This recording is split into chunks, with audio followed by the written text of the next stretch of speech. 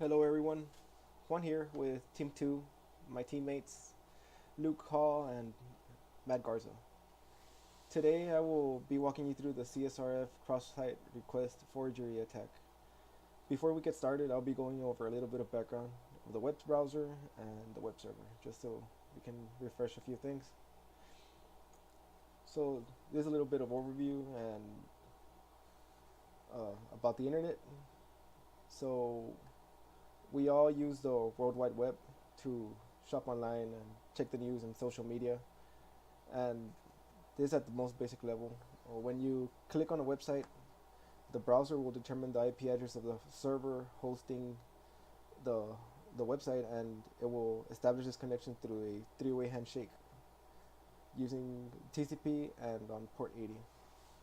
So once the connection is established with the server, the client can request files, and it sends an HTTP request, and then the server will send a response encapsulated in a TCP packet. And this will continue back and forth until the web browser on the client side it displays a web page with all the embedded objects such as files, images, URLs, and text. And another thing to keep in mind is that HTTP is stateless. So this means uh, that the server maintains no information about past client requests. So once a connection finishes, once a response sends all the images and finishes loading the website, then the session will terminate, and that's it. It closes, and it forgets about you. So thing way that we need to one thing that we need to keep in mind is that we can keep maintain state using cookies, and the cookies are implemented in the server side. So you usually see cookies when you re-log in, like in your social media, like in your Twitter. It saves your login and password. So you just click login again, and that's it. It helps you just log in faster. You just click OK, and that's it. It's going.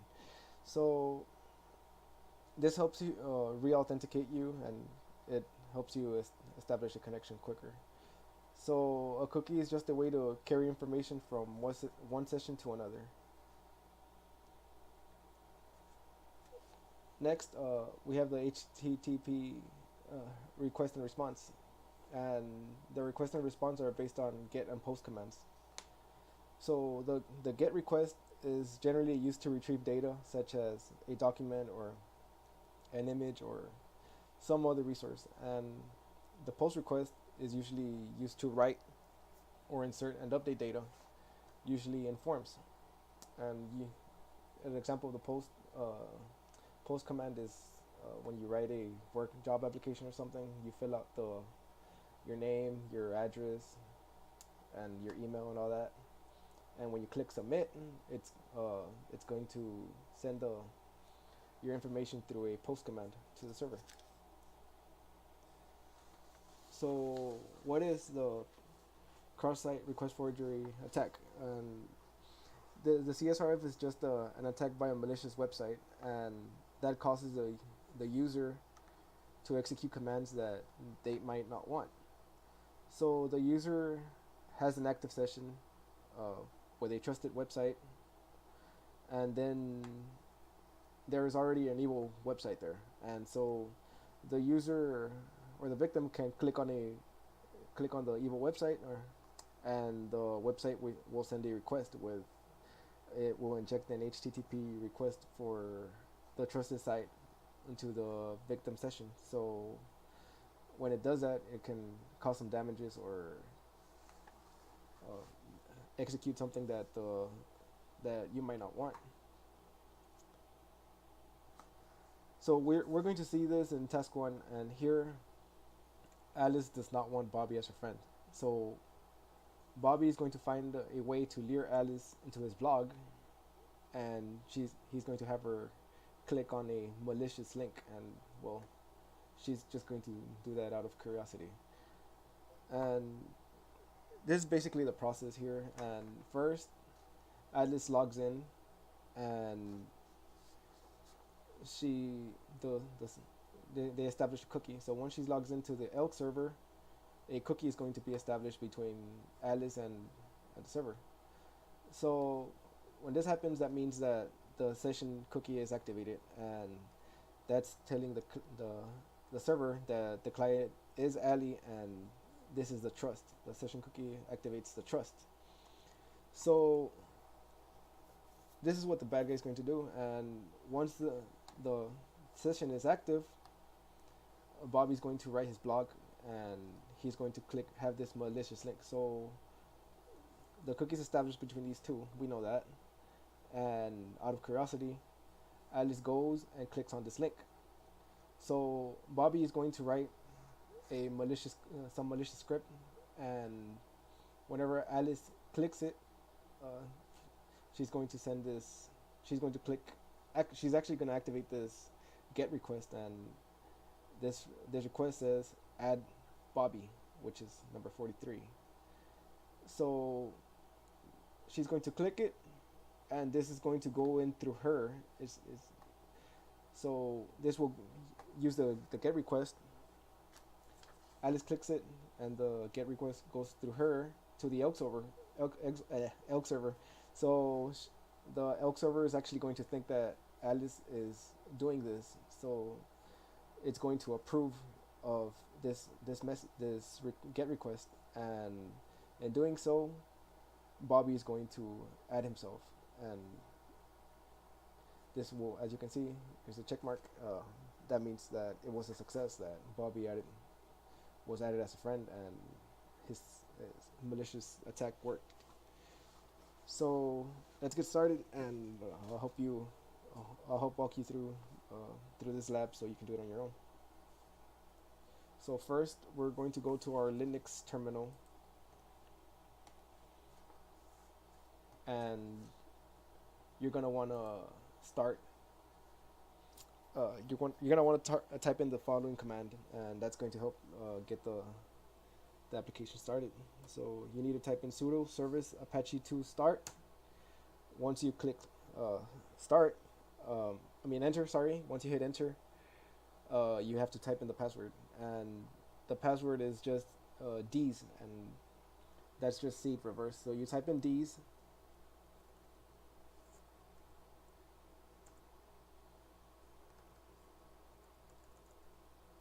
Okay, I think it already started. So I might have typed in a couple of times. So if you're not seeing this, and it doesn't ask for your password, it's going to ask for your password. You just type in D's and enter, and you're not going to be able to see the password. So once it starts doing that, that means the Apache 2 has started. All right, so we move on to the next step, and for task 1, we need to observe the HTTP request. So now we log in as Bobby on the Elk server, on the Elk website, and CSRF. Okay, we log in, and we're going to go in as Bobby. So we need to, in order to get familiar with the tools, we need to learn about Firefox, the Firefox developer tools. So all you have to do is press Control-Shift-I, and that will get you to do it. But first, Bobby's got some work to do. So he needs to find Ali's information in order for him to perform the attack. So we're gonna go here, and you click on this right here, and you go to members, and these members are the ones that are already saved here on the website. So these are the members, and we need to find out what session ID they have.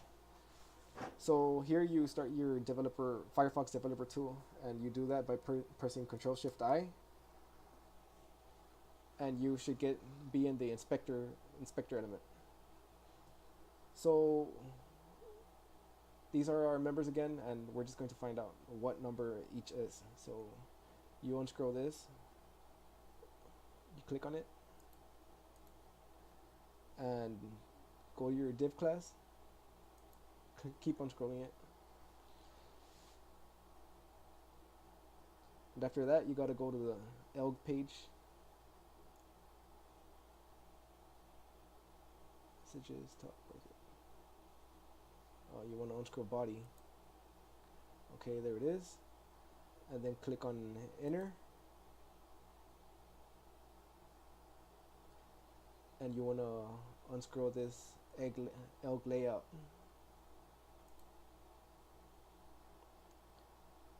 So we go now to our main body and see what's inside.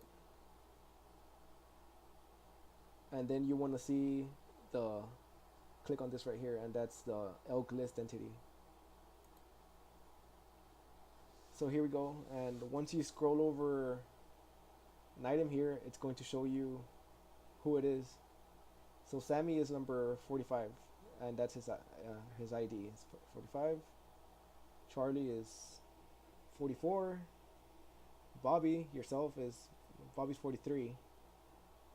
And our 42 is Alice.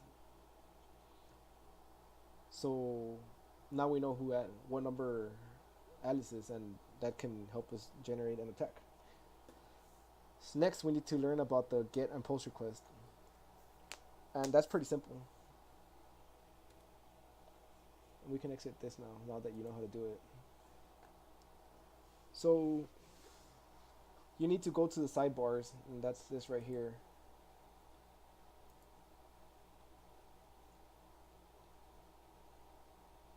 And we can display a get request when we see Alice's profile.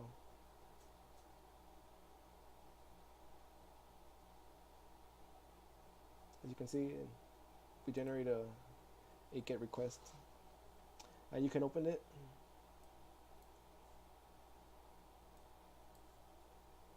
Oh, okay. Close this. Try it again.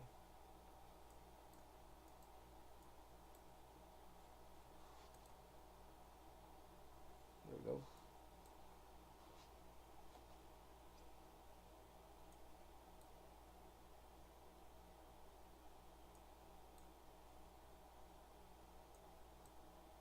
It's taking forever. Alright, well this is the get request. And that's it. That's how you generate it. You need to just do something. And we can also generate a post request. So right now you're going to see a post request, and we need to fill a form or something. We need to find a way to generate this post request. So let's do it.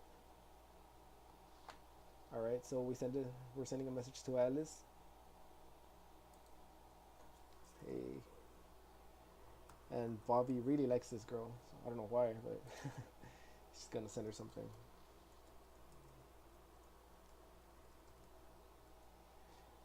And just tell her, hey, acknowledge me, look at me. So we filled out the form, and this is how you do the post request, and it's going to come out in your HTTP headers.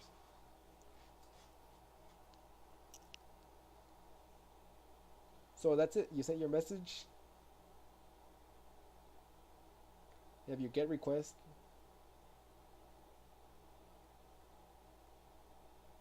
We're looking for that post request.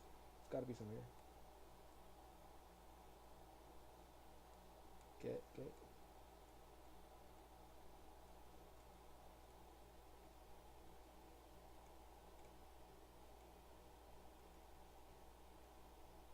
Okay, here it is. And this is just the information about when you send a message or something, it displays the post message. See if we can see it. Alright, and this sends it's sending a message to number 42, and that shows you that it's sending a message to Alice, and the referrer is the elg website. Interesting. So now that you know how to use the sidebars and the HTTP headers, we can move on to task 2, and that is generating a CSRF attack using the get request. So Bobby needs to learn how the get request works. He just saw how the get and the post requests look, but now he needs to see how it works in order to make his script. So we're gonna go back here, still as Bobby, and we go to our members.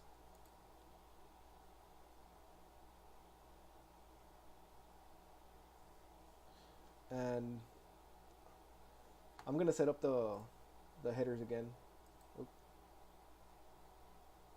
just so that we know how that get request is going to look like. And here we go to Charlie's. Oh, let me close that, just so we can see that just get request, not any extra stuff. So this is Charlie's profile, and I'm gonna open the HTTP header, and let's see how that get request looks. Okay, now we have added Bobby as friend. So now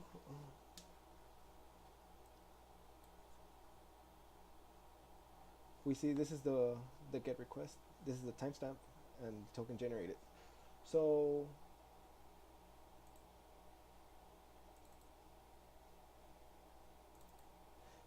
basically this is the get request right here.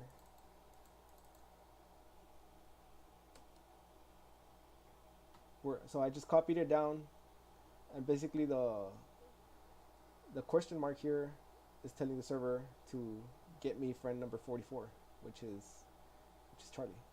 So I'm just gonna copy that because we're gonna need it. And now it's time to generate the attack. So for this step, we go back to our files, click on this box right here, and you go to your computer.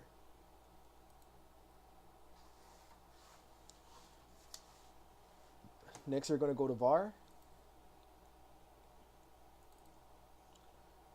and after var, you go to www.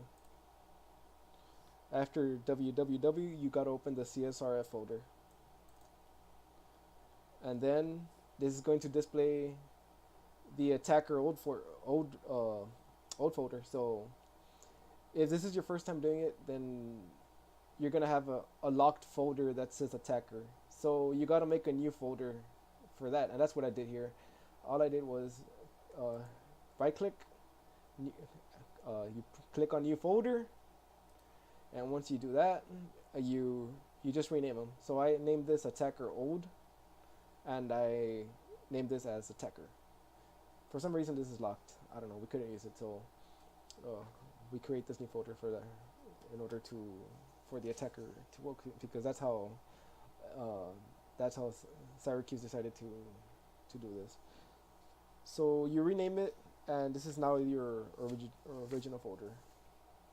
So in here, in your attacker folder, you need to create a new file, and you're gonna name your file index.html. And I already have it here, and that's because we already have the script. So you just create a new empty document and you name it index.html, and that's it. You open your new index.html and you open it using gedit. So now that you're here, we need to create a simple HTML script. So let me show you how it's done. Open with gedit, and all I did here was create a simple website.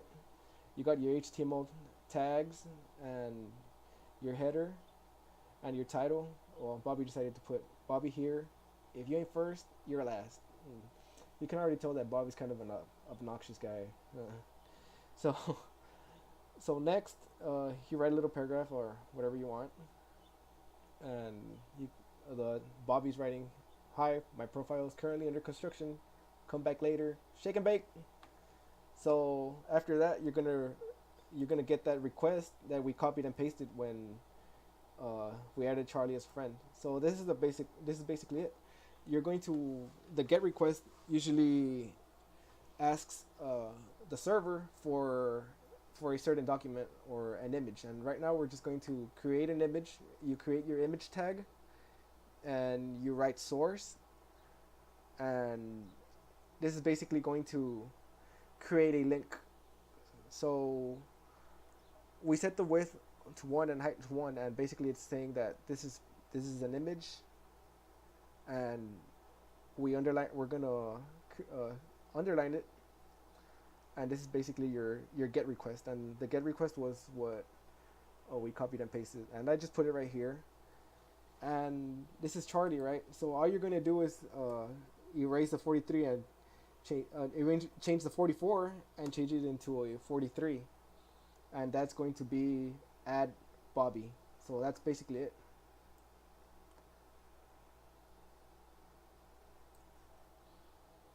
So now that you have your script, you uh, you can copy this or do your own. Doesn't matter. But what matters is that you get this get request right.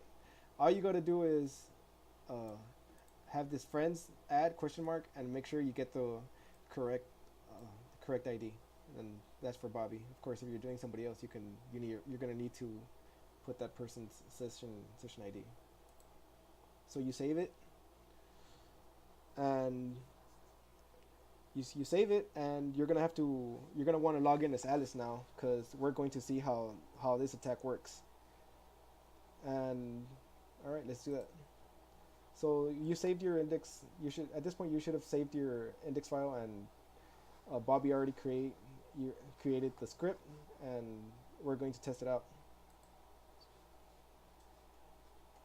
All right. So the next step is to log in as Alice, and Alice is going to be the victim.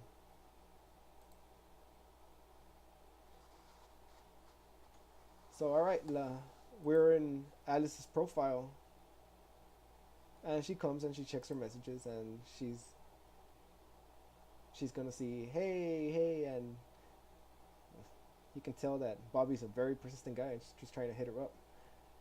What up, girl? All right. So she's curious, and well, she's gonna be like, well, before we add this guy or whatever, let's see who he is. So she clicks on Bobby's. Oh well, let's check him out here in the members site first.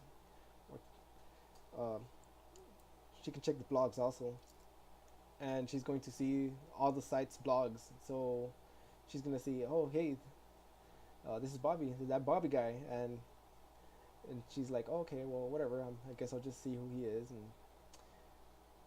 she checks it out. Says, hey, this is Ricky Bobby. If you ain't first, you're last. And she says, wow, like pretty obnoxious guy, if you ask me. So this is Bobby's blog, and you just go to his. This is the attacker site, and Alice does probably is like, okay, whatever.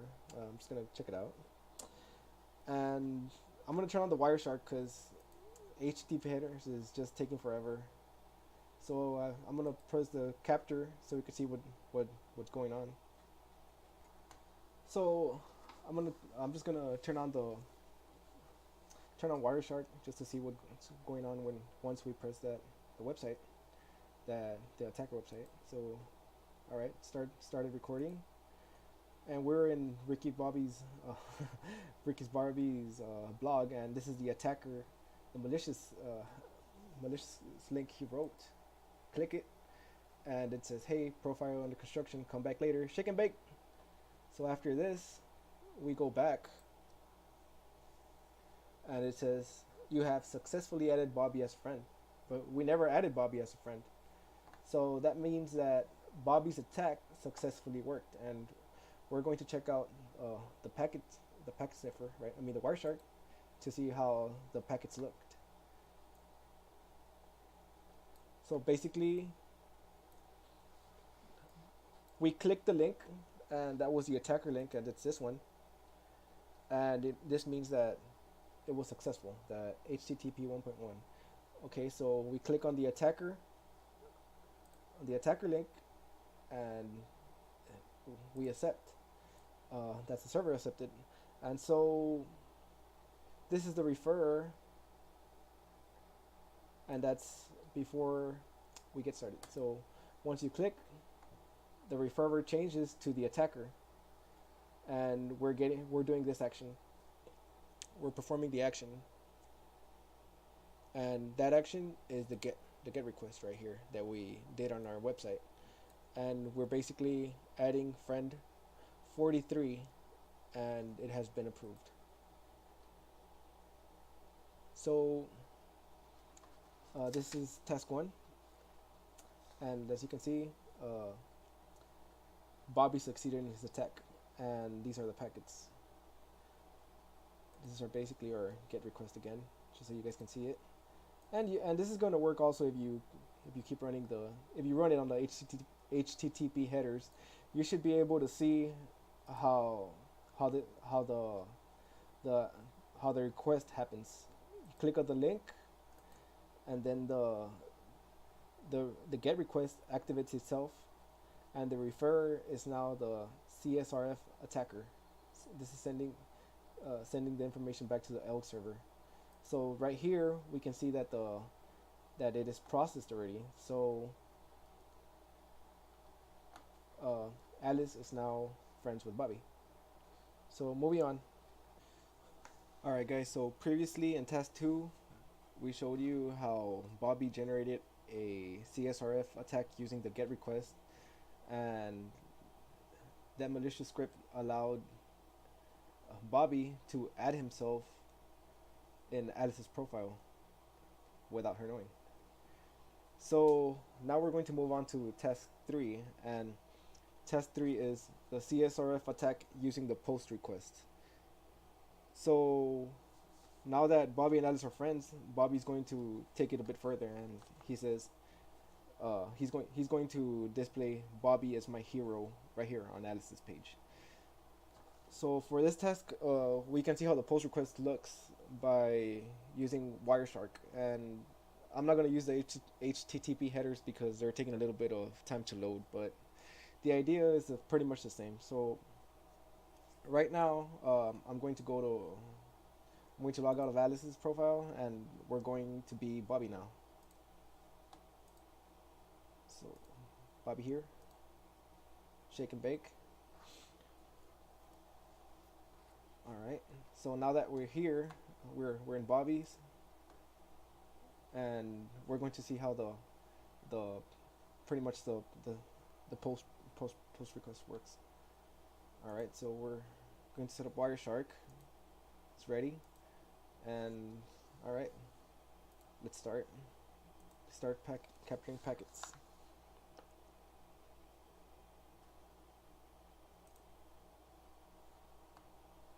Alright, so let's edit some things here. I don't know, what does Bobby want to do today?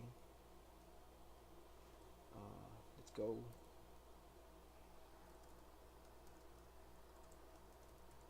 Bobby.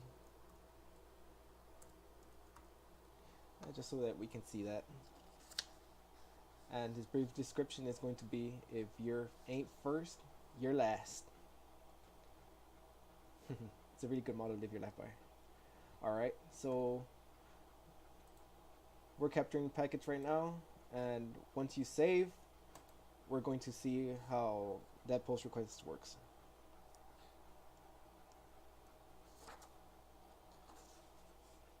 Alright, so account successfully saved. So we go back to the attack, and we check it. The attack, we get back here, and we check that post request. And we can see that these are the parameters. This is the post action profile edit, and this was the post request sent to the server. And we're editing. So I'm looking for those values. Refer is Bobby, and the content length is 555. So these are the values that we see in the page. The item, this is timestamp and token, and Bobby's name. This is one of the values. If we go back over here, okay, so we submitted that brief description of Bobby, and we're going to find it on Wireshark. And it's the description, the item value is Ricky Bobby, and then the access level is 2, and then for a brief description we wrote Ricky Bobby here, if you ain't first, you're last. So that's the brief description item. So this pretty much shows you all the values from the form, the form we submitted. So if you want to compare it, you will see the brief description, the location, the interests. You're going to see all these, and these are the key, and followed by the value. And this is pretty much what Bobby's going to use to write his malicious script. So right now Bobby's checking this out. He's saying, okay, this is how the post works. These are the values. This is what's submitted, and this is what's processed. And if you go back over here, what we just saw, the values are Bobby and his about me and the brief description. These are all the values here: name, description, about me. They're all here. So I just did this part right now, and I copied a screenshot of it, so I'm about to show you it. So I'm gonna go ahead and stop Wireshark here, since we already saw that, how the post request works. And we go back to our slide. So this is basically the post request anatomy, and this is how it looks if you go back to your HTTP headers. This is pretty much what you're going to see, and this is, as you can see, some of it right here on the message payload. It looks just like what we saw in Wireshark. So right here we have your request line, and the method is the post, and this is the path resource and the protocol version, and we're doing it through HTTP. And this is our post request right here. What we did, we're going to edit we're going to edit the profile and submit a form by using post. So basically this is what's happening. Bobby is sending this payload to the browser, and then these values are what we're sending into the forms. This is what is submitted, the payload, and this is what Bobby did in his edit profile. And he's like, oh, okay, so these are the values, and this is what happens when I submit changes into my profile, and that's what I wanted to display. So we're going to get this script, and we're going to write the malicious script just to lure Alice. So this is basically what's going to happen. Now that Bobby knows how the post request works, we're going to start writing that Bobby is my hero script. So we already know what happened here. Alice logs in to ELG, and the session is authenticated by the cookie. So Alice is going to go back to Bobby's blog, and she's going to click it, and Bobby is going to write his malicious script, and in the brief description it's going to say Bobby is my hero. So when Alice clicks on his blog, the post request is going to be sent through Alice's profile, and then the server is going to approve the post, because he's going to think that it was Alice who is doing it. So the post request will now be approved, and it will appear in Alice's profile. And all that's happening through the cookie, because the server trusts Alice, and so the request is going to be approved. So let's get back to the ELG lab, just so we can write that script. So we saw this already, and alright, we're going back to our index HTML, and basically we get this script right here. And if you go to the ELG site, you can actually find that there. And let me show you where it is, just in case. This is test 3, and that's the task used in post request, and the code was copied from here.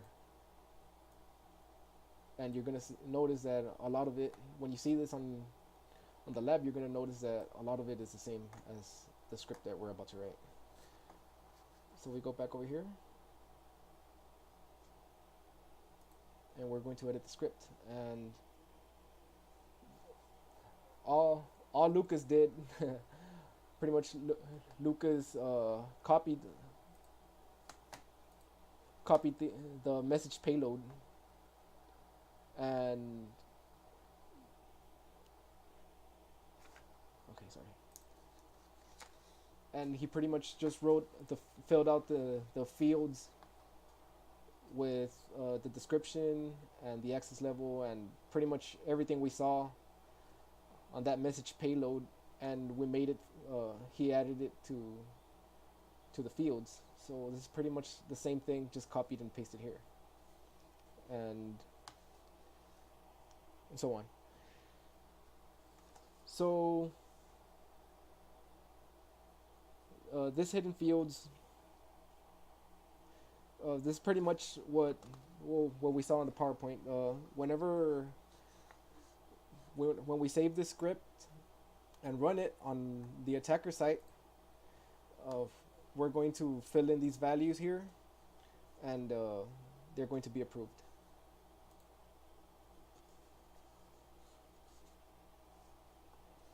So we see the access level, and we're going to write in the brief description here, Bobby is my hero. So this is the value that's going to display. And we can write something for all these values, and they'll be displayed also. So these hidden fields, they are what's happening is that this is not going to be seen by the user when the form is submitted. They're going to be there, but all this is doing it's hiding it from whoever is viewing it outside. So the user cannot see it, but the server will be able to see it when it's processed. So like we saw before, the values that are added here will be updated so when the server sees it. So this is going to be the post request that's going to be processed, and then it's going to display Bobby is my hero, as we wrote right here. Bobby es mi héroe, Spanish for Bobby is my hero.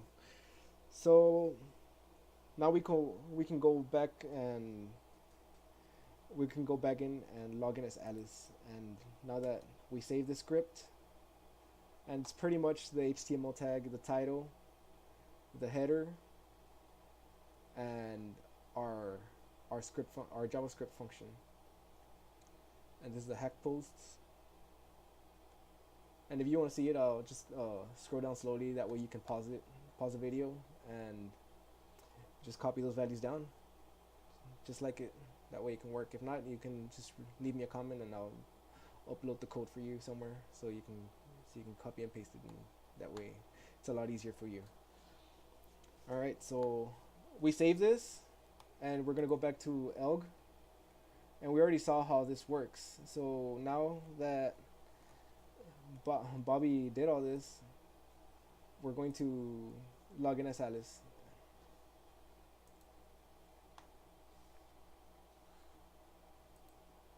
Log out,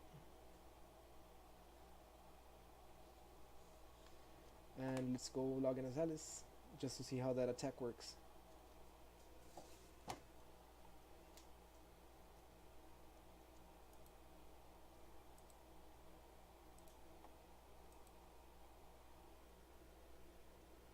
Alright, so we're logged in now as Alice. So we're gonna go to Bobby's new blog. We can pretend it's the first time this is happening. Okay, let's go to blogs, and Alice sees Bobby's post again. So we click it. Oh, but before this, let me set up Wireshark just so we can see what's that post request and how it's gonna work similarly to this one that we did. So start capturing, and we're back in as Alice, and she's logged in. So Alice is logged in and her cookie is established. So right now, before we do all this, this is just the connection between her and the Elk server. The cookie is established and the Elk server says, okay, this is Alice. And right now, we are being lured to Bobby's blog and we're about to click the attacker. Alright. Alright, so we clicked on the attack and it goes back and it says your profile was successfully saved. And right here, we haven't done anything, but we see Bobby is my hero. So that was pretty quick. If we go back over here to the process, we were authenticated and then we clicked on Bobby's malicious site. So right now we saw how it displayed Bobby as mi héroe. So we clicked on the link and the post request was sent to the server. The server approved it and it updated Alice's profile. And here it is. Bobby is my hero. And let's check that Wireshark to see how it looks. So this is what happened.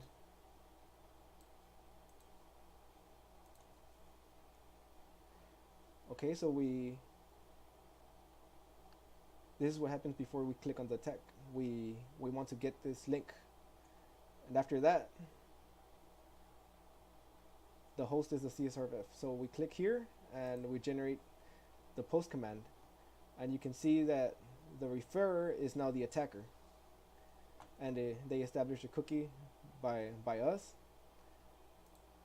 The content is right here, and we can see the name is Alice, and we see that the script was successful, and it shows that Alice is actually processing this.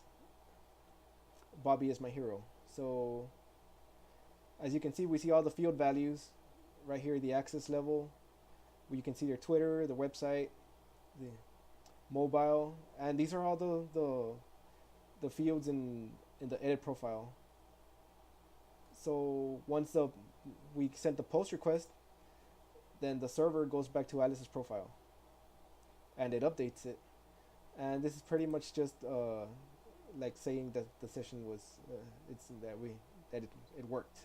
The HTTP 1.1. That's what's pretty much proving it. So it sends it. It comes back. It comes through Alice, and the Oak server approved it, and it posted it. It posted the brief description right here on Alice's page, as we just saw. So this is pretty much part 4, and we just saw it on how it works on Wireshark. And you saw that the script contains the field elements from the form we filled, and Bobby was successful. If you ain't first, you're last, just like Bobby says.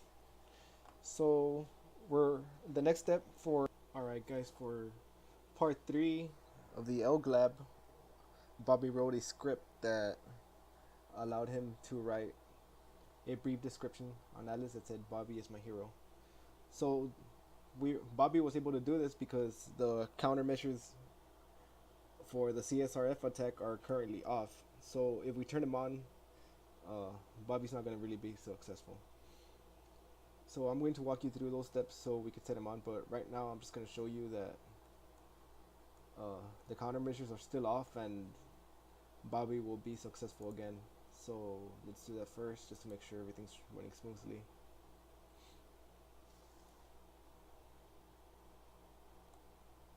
Alright. Go to Ricky Bobby's.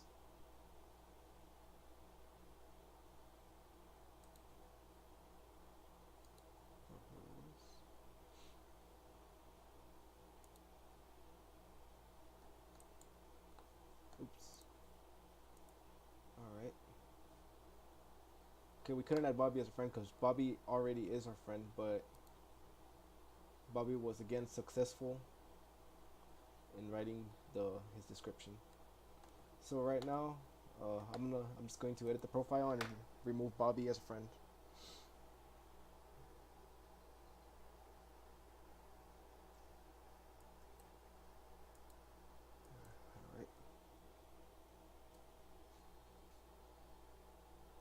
Alright guys, just gonna. Okay, we save the profile. We erase the brief description, and we don't want Bobby as a friend anymore. He's too into himself. Alright, Bobby should not be in our friends, and we removed him. So the next part is to establish the countermeasures. So in order for you to do that, you want to go to your computer, where everything's stored. Computer, turn it on, and then we go to var. This is just a walkthrough, so you could get to where we want to go.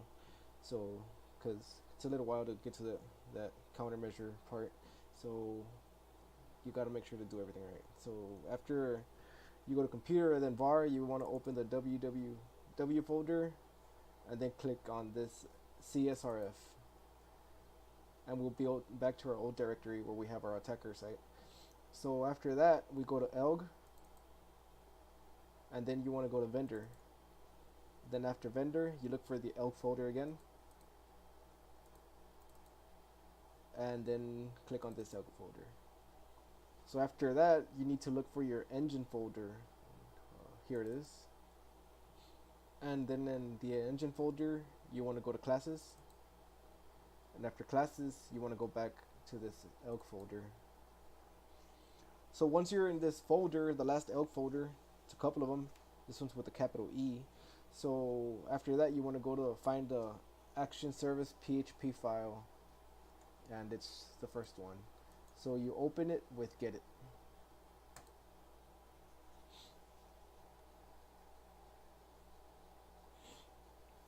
Alright, come on. Alright, so once you're in get it, you want to go to the function gatekeeper, and if you can't find it, you just gotta press Control F and type gate, and until you get to the public function gatekeeper. So you need to comment this line out to enable the CSRF attack countermeasure. So if you disable it, you comment it out, now the function can proceed to checking the login of the user. And this is the countermeasure part. So from here, after you save this, you comment out this line, you save your new file. So we go back to Alice's profile, and now we want to go to the Bobby's attacker site.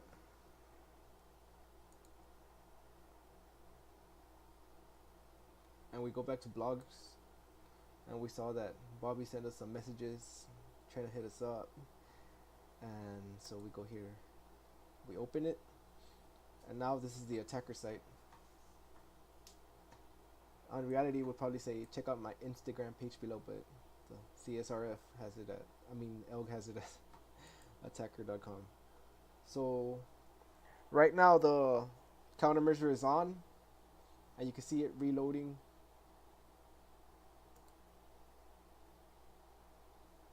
And you see this, that the page you're trying to go to is expired, and I can't scroll down any further.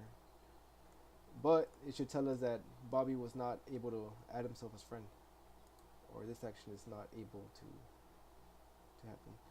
So as you can see, the attack was unsuccessful, and Alice is not friends with Bobby because we removed him, and if we would have pressed on when we click on the attacker, it would have added us. So nothing here, and no brief description that says Bobby is my hero anymore. So that means that the Bobby's attack was unsuccessful. And you can type in your headers. You could activate your headers. And if we go back to Bobby's blog,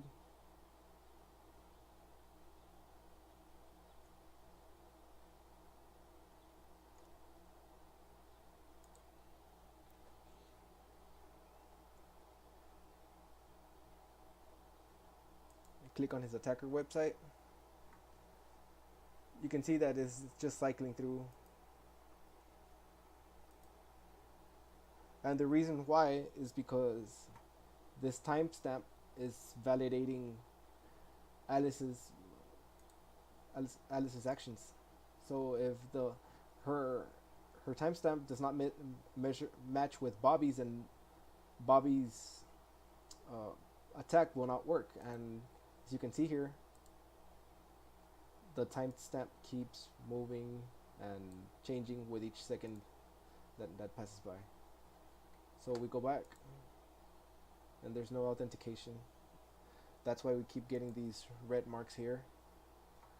So the session expired, please try again. It's never gonna happen, it's just gonna keep looping.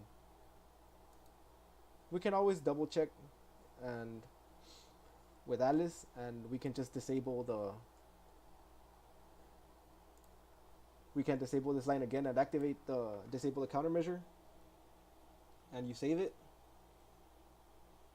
Oh, and I forgot to tell you that in our script I added everything together, and I pretty much got the get request and copied it and pasted it here so it could work.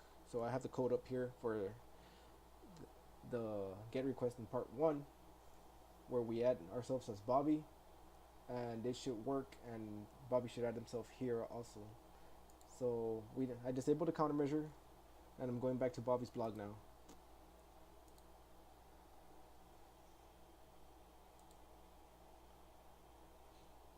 Here we go. Alright, so Bobby's attack worked because the countermeasure was off, and Bobby added it himself as a friend, and he was able to write his brief description. Bobby es mi héroe. Alright, so let's go back to the action service PHP so we could see a little bit about the code and see how it works. So basically, if we comment out this true statement,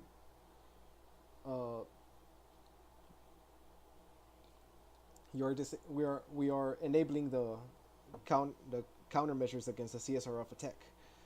So we have here an action and a login, and if this is basically Alice logging in, and so if the action does not match the validate action token, then it's going to be false. So this function is basically protecting Alice. So, and by it's matching the session cookie and the timestamp, and it's creating unique values as we saw with the time. So every time, for every action, Alice's timestamp is changing, and it's creating a new unique value every time she clicks on something. So if the actions of the values generated are not the same with Bobby's, then Bobby cannot attack. So basically, Alice's token from the timestamp needs to match Bobby's. So otherwise, the action will be denied, and the user's redirected back to the page. So this is the token, and we get the input, and the timestamp is generated, and this is how it checks the timestamp. If you keep going down, we have another function that keeps generating the timestamp. Okay, this is the token, the timestamp taken from Alice, and it returns it if it's equal. If it's not equal, then the gatekeeper function will catch it, and it will say that the session token is not the same as the validation action token that we're getting over here. Okay, guys, so this pretty much sums the walkthrough for this lab. I hope this was helpful, and hope you can follow it along without all my stuttering. Alright, guys, this is Juan Bermudez from Team 2 with Lucas, Juan, and Matt Garza. See y'all later.